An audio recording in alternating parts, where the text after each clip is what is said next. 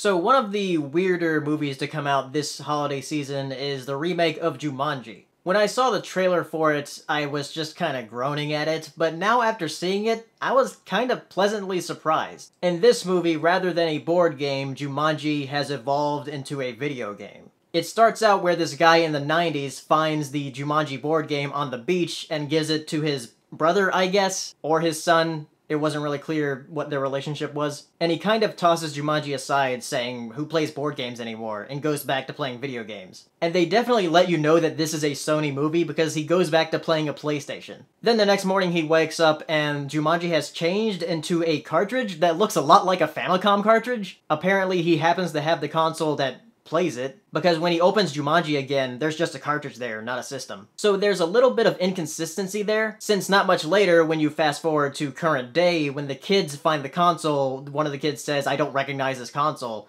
So how did that guy have it? Anyway, the kid from the 90s gets sucked into the game, and then it fast forwards to current day, where there is a kid, you guessed it, playing PlayStation, but this time it's a PS4. However, I was surprised to see a poster for The Last Guardian in the kids' room, a game I literally just bought a couple days ago, so that was funny to me. Anyway, these 4 kids in this high school get detention, and while doing a meaningless task for detention, they come across the console and start playing Jumanji. And that's where the meat of the movie is, within the game itself. Within Jumanji, there are a few jokes about the fact that it is a game, like how the NPCs will repeat the same thing over once you talk to them multiple times, as well as the different abilities that each of the characters have. And it's a lot of fun throughout the movie seeing them explore those abilities. Some of the best humor from the movie is from that, but there's also a lot of crude humor as well. Like, there are a couple of penis jokes in here that, while I thought they were funny, it seemed kind of out of place. Though I do get why they went that way, because there are some things about body swapping in here, since the popular girl is in the body of Jack Black. Which, by the way, all the actors do a good job of portraying their character of what they are in the high school. That is, except for Kevin Hart. Kevin Hart's character is just Kevin Hart. There's nothing about the way he acted that made me think, yeah, that's that kid from the high school.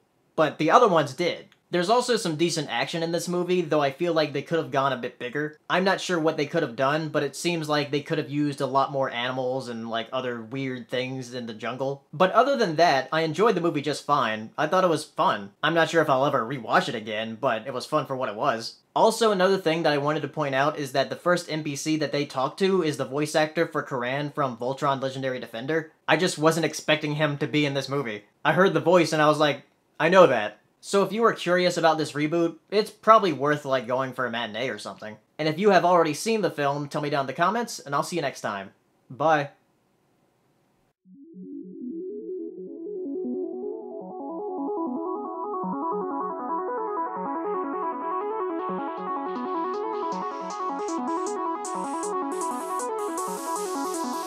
Good evening, ladies and gentlemen.